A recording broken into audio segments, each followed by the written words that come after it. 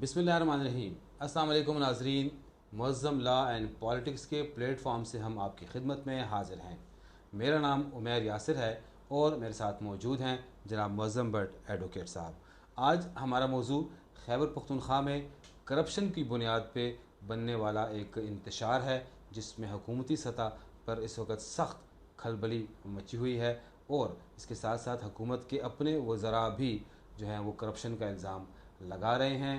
तहरीक इंसाफ में इस वक्त एक अजीब व गरीब सूरत हाल है। पहले से ही पार्टी को मुश्किलात का सामना करना पड़ रहा है और अब हमारे सूबे में ये अहम मसला सर उठा रहा है। अब बहुत शुक्रिया जनाब मुअज़्ज़म भट्ट साहब। बताइएगा, अब तो वज़रा भी आवाज़ उठा रहे हैं और ये पहली दफ़ा नहीं हो रहा, माजी में भी तहरीक इंसाफ की हुकूमत यहाँ पर रही है और उसमें करप्शन के सवालात उठते रहे हैं और इस मरतबा एक मरतबा शिद्दत के साथ ये सवाल फिर उठ रहे हैं।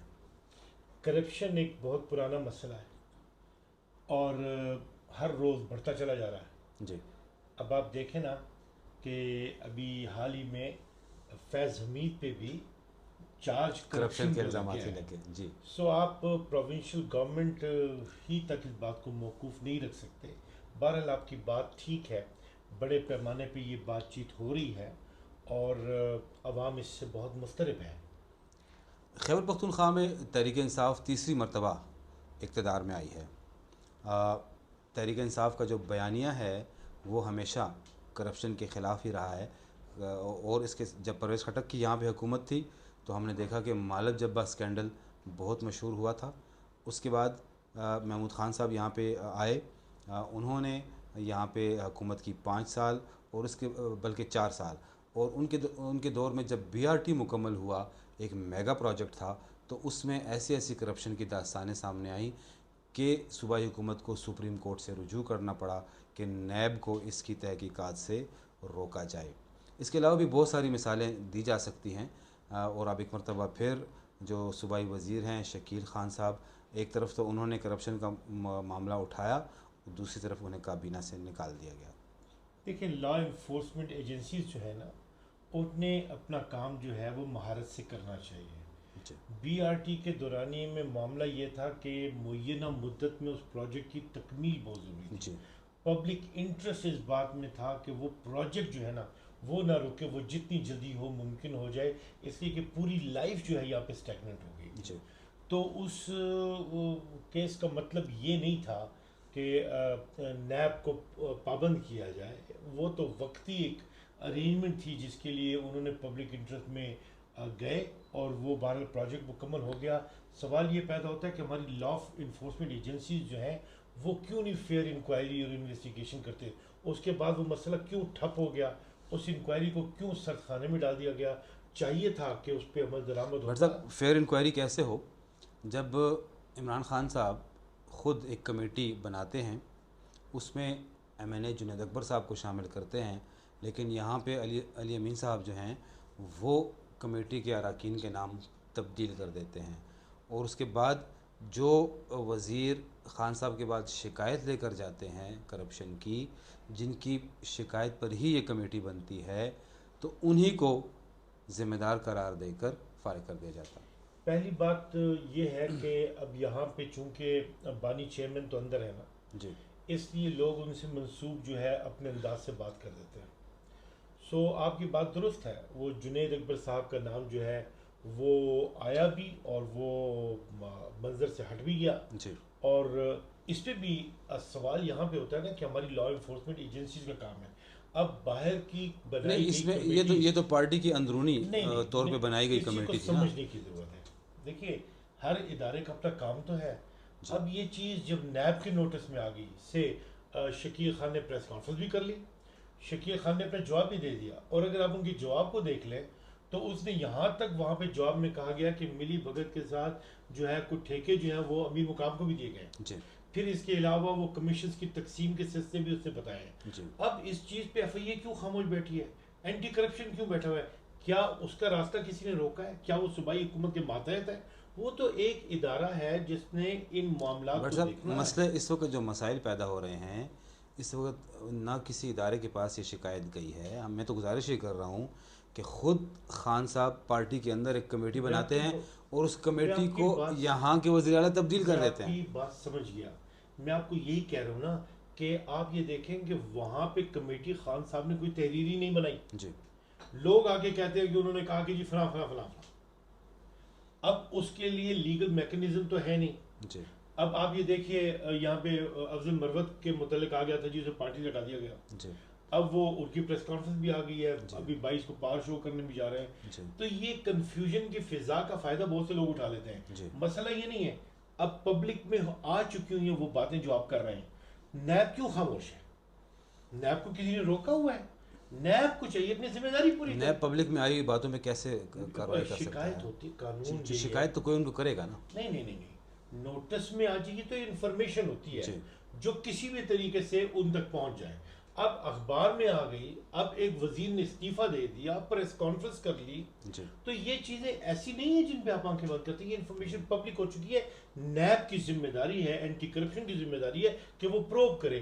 یہ پارٹی کی سطح پہ بننے والی جو آپ جو کمیٹیوں کی بات کر رہے ہیں وہ ٹھیک ہے, پارٹی کا انٹرنل معاملہ ہوتا ہے, اس کی بھی لیگل اینٹیٹیز, لیگل حیثیتیں ہوتی ہیں, گڈ گورننس کو دیکھنا ہوتا ہے, ان کی قانونی حیثیت ہے یا نہیں وہ ایک علیحدہ ڈیبیٹ ہے.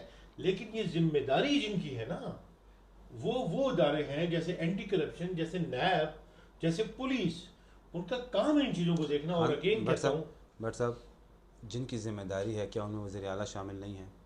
کیا ان میں پارٹی کی لیڈرشپ شامل نہیں ہے جن کا بیانیہ ہی دیکھیے کرپشن کے خلاف رہا ہے ماضی کی کئی دہائیوں سے؟ میرے حضور حضرت عمر فاروق رضی اللہ تعالیٰ عنہ کیا خلیفہ وقت نہیں تھے؟ لیکن وہیں پہ اکاؤنٹیبلٹی ہوئی نا. جی. تو اس کا مطلب یہی ہے کہ اگر پارٹی کی سطح پہ کوئی چاہے وزیر اعلیٰ ہے, چاہے کوئی کسی بھی منصب پہ بیٹھا ہے, اکاؤنٹیبلٹی سے تو کوئی بھی مبرہ نہیں ہے نا. وہ اگر بات چیت سامنے آتی ہے تو اس کے لیے ایک علیحدہ میکنزم آئین اور قانون نے فراہم کیا ہوا ہے نا. لیکن اس وقت پارٹی کے اندر مختلف گروپ سامنے آ چکے ہیں. عاطف خان صاحب جو ہیں وہ جنید اکبر صاحب اور شکیل خان کی گواہی دے رہے ہیں کہ یہ لوگ کرپشن میں ملوث نہیں ہیں, کیونکہ ماضی میں بھی یہ لوگ صوبائی کابینہ کا حصہ رہے ہیں. دوسری طرف علی امین صاحب کی بنائی ہوئی کمیٹی نے انہیں کرپشن کا ذمہ دار قرار دیا ہے. تو آپ کیا سمجھتے ہیں کہ اس بحران پہ علی امین صاحب کیسے قابو پائیں گے؟ دیکھیے پہلی بات تو یہ ہے کہ علی امین صاحب کو میجورٹی کی سپورٹ حاصل ہے اسمبلی میں. He is the leader of the government اور ہاؤس میں. ٹھیک ہو گیا. ایلیگیشن صحیح بھی ہو سکتی ہے, ایلیگیشن غلط بھی ہو سکتی ہے. عاطف کی بات صحیح بھی ہو سکتی ہے, غلط بھی ہو سکتی ہے. اسی لیے آئین نے بتایا نا فیئر انکوائری ہونی چاہیے. دیکھیے لوگ آتے ہیں, لوگ چلے جاتے ہیں. ایسے بھی وزیر اعلیٰ گزرے ہیں جن کے نام بھی ابھی آپ کو یاد نہیں ہوں گے. ایسے بھی چیف جسٹس گزرے ہیں جن کے آپ کے نام بھی یاد نہیں ہوں گے. معاملہ یہ ہے کہ ہر ادارہ جس کا کام جو ہے اسے ادا کرنا چاہیے. پبلک مضطرب ہو جاتی ہے, پبلک نے پریشان ہونا ہے. پبلک اپنے ریپرزینٹیٹیوز پہ سکینڈلز نہیں دیکھنا چاہتی, نہ وہ یہ دیکھنا چاہتی ہے کہ ان کے لیڈرز پہ بے بنیاد الزامات لگائیں. یہاں پہ آپ کو پتہ ہے وقت کیا جا رہا ہے؟ یہاں پہ تو اس معاشرے میں اب ہم ایسے دیکھ رہے ہیں, بدماش جو ہے وہ شریفوں پہ چڑھائی کر کے کہتا ہے کہ شرافت کیسے دکھانی چاہیے. یعنی اٹھائی گرا ہوگا لیکن وہ آئے گا اور دوسرے کہے گا اور تم ابھی تک ٹھیک نہیں ہوتے ہو, کب تم جو ہے وہ صحیح جگہ پہ آؤ گے اور یہ حرام توپیاں چھوڑ دو گے. میں آپ کو یہ عام الفاظ اس لیے بیان کر رہا ہوں کہ پبلکلی استعمال ہوتے ہیں. تو بات یہ ہے کہ یہ وقت جو ہے ایک ایسا وقت ہے جس میں رول آف لا جو ہے اس کی ہم نے کیوں آواز اٹھائی ہے. آواز در حقیقت اپنے سیاستدانوں کے لیے نہیں ہے, آواز ہے آئینی اور قانونی اداروں کے لیے, اور خاص طور پہ لا انفورسمنٹ ایجنسیز کے لیے. اس لیے کہ بہتر معاملہ, اصل معاملہ تو اسی انکوائری کی انویسٹیگیشن میں. آپ کو ایک بات بتاؤں, یہ جب فضائیں اٹھ رہی تھی, باتیں اٹھ رہی تھی, تو میں نے بریگیڈیئر مصدق جو ہمارے ہیں انہیں میں نے جو ہے وہ کمیونیکیٹ کیا کہ اس سائٹ پہ کافی آواز اور شور بلند ہو رہا ہے, تو اس چیز کا نوٹس لینا چاہیے. تو انہوں نے اس پہ جواب مجھے یہ دیا کہ ثبوت کے بغیر ہر بات جو ہے نا وہ ہوا ہوتی ہے. تو میں نے انہیں کہا جی جب شور اٹھ رہا ہوتا ہے نا تو آنکھیں بھی بند نہیں کی جا سکتی. انہوں نے کہا کہ آئی بی دی لاسٹ پرسن کہ میں کبھی ان چیزوں پہ آنکھیں بند کروں. لیکن کچھ ہی دنوں کے بعد یہ معاملہ سرفیس پہ آ گئے. یعنی ہم وہ جو کہتے ہیں نا وسل بلورز کا کام, وہ ہر ایک کو کرنا چاہیے, ہم بھی کرتے ہیں. لیکن میں آپ کو بتاؤں بات یہ ہے کہ جو بندہ ہے اختیار میں وہ اگر کرپشن کر رہا ہے تو اس کا محاسبہ کون کرے گا؟ الیکشن میں عوام کرے گی، اسمبلی میں ہمارے نمائندے کریں گے، اور حقیقت میں قانونی ادارے کریں گے. ہمارے قانونی ادارے جو ہے نا وہ ان کو چاہیے کہ اپنا فرض ادا کریں. جی اچھا، یہ ایسی اطلاعات بھی ہیں کہ امیر مقام صاحب کی جو تعمیراتی کمپنی ہے ان کو بھی CNW کے ٹھیکے یا کچھ مزید ٹھیکے جو ہیں ان کی کمپنی کو دیے گئے ہیں. ہاں وہ جو گروپس میں نے پڑھا جس پہ شکیل خان اعتراض کر رہے ہیں، جو گروپس میں نے پڑھا بھی ہے، اور شکیل خان نے جو جواب دیا ہے، یہ جو فیکٹ دیے ان میں یہ چیز بھی شامل ہے. وہ میری یقینی طور پہ میری نظر سے یہ بات گزری، آپ ٹھیک کہہ رہے ہیں.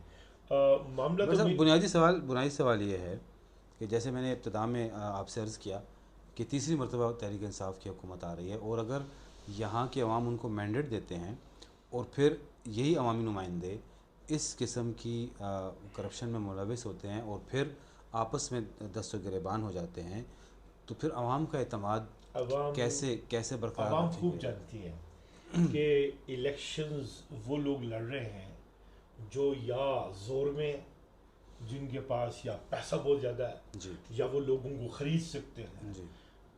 شریف آدمی جو ہے اس کا سسٹم میں الیکشن لڑنا جو ہے نا وہ ایک ناممکنات میں سے ایک عمل ہے. اس لیے اب آپ یہ دیکھتے ہیں نا کہ ووٹر بھی اپنا ووٹ بیچنے لگ گیا. وہ کہہ رہا ہے کہ یہ تو ہے ہی ایسے، انہوں نے آ کے کرنا ایسے عام تاثر. اس کا مطلب یہ نہیں ہے کہ ہر منتخب ہونے والا بندہ غلط ہے. میں جنرل تاثر دے رہا ہوں کہ اس طرح کا ماحول بن گیا ہے کہ انٹلیکچوئل یا وہ بندے جو آپ کے لیے لیجسلیشنز کر سکتے ہیں وہ ان کے لیے ایک خام خیال ہے. عوام کا اعتماد، میرا وہ سوال اپنی جگہ پر ہے کہ عوام برقرار رہے گا؟ نہیں، عوام جو ہے وہ ان چیزوں سے بہت پریشان ہوتی ہے، اور لیکن عوام اس بات کو بھی سمجھتی ہے کہ یہ واقع WWE کی طرح ہے. ہر حمام میں سب آپس میں ملے ہوئے، جیسے آپ نے امیر مقام کو بتایا. آپ کو ایک مزے کی بات بتاؤں، جس دورانی میں آپ کو پتہ ہے میں بنیادی نمود میری جو ہے اس کی اٹھان مسلم لیگ سے اٹھی ہے قائد اعظم کی، تو راتوں رات جو ہے نا امیر مقام کو جو ہے وہ صدر بنا دیا گیا پوری پارٹی، اور ساری پارٹی نے یونینیمسلی بنا دیا. صوبائی صدر سلیم سیف اللہ خان جیسے بندوں نے، سید علی شاہ بندوں نے، میں سر پکڑ کے بیٹھ گیا. میں نے کہا یہ اس آئیڈیولوجیکل بیس ہی کو نہیں جانتا. آپ یقین مانیں کہ وہ جو ڈسٹنٹ کیا نا اس نے وہ پوری راہ بدل دی. اس لیے کہ یہاں پہ ہر چیز کاروبار ہو گیا ہے. پیسہ لگاؤ، پیسہ کماؤ. ابھی میئر کی الیکشن میں دیکھ لیں، وہ جو زبیر صاحب کا قصہ بڑا مشہور ہوا تھا، جو ہمارے ناظم بنے تھے، تو اس میں بڑے ایگریسولی غلام علی گئے تھے، اور جب انہیں ریئیکشن انہوں نے کہا میں کروڑوں روپے لگا چکا ہوں. اب یہ باتیں تو پبلک پہ آ چکی ہیں نا، مطلب اس پہ یعنی کہ عوام کا اعتماد اب نہیں رہا. عوام نے اس چیز کو قبول کر لیا ہوا ہے. میں آپ کو یہ بتاؤں، تلخ حقیقت ہے، عوام نے اس کو حقیقت سمجھ کے قبول کر لیا ہوا ہے. عوام کے ذہنوں میں یہ بات بیٹھ گئی ہے کہ انہی لوگوں نے حکومت میں آنا ہے، اور یہ ہونا ہی کرپٹ سسٹم ہے. یہ عوام جو ہے نا اس کے ذہن میں یہ بیٹھ گئی ہے، وہ ایسا چاہتی نہیں ہے. اسی لیے تو معاشرہ پراگندگی کی اس حالت میں پہنچ گیا ہے کہ فلت ہی فلت آپ کو دکھائی دیتی ہے. تو ایسی صورتحال میں تو آپ اور کچھ توقع نہیں رکھ سکتے نا.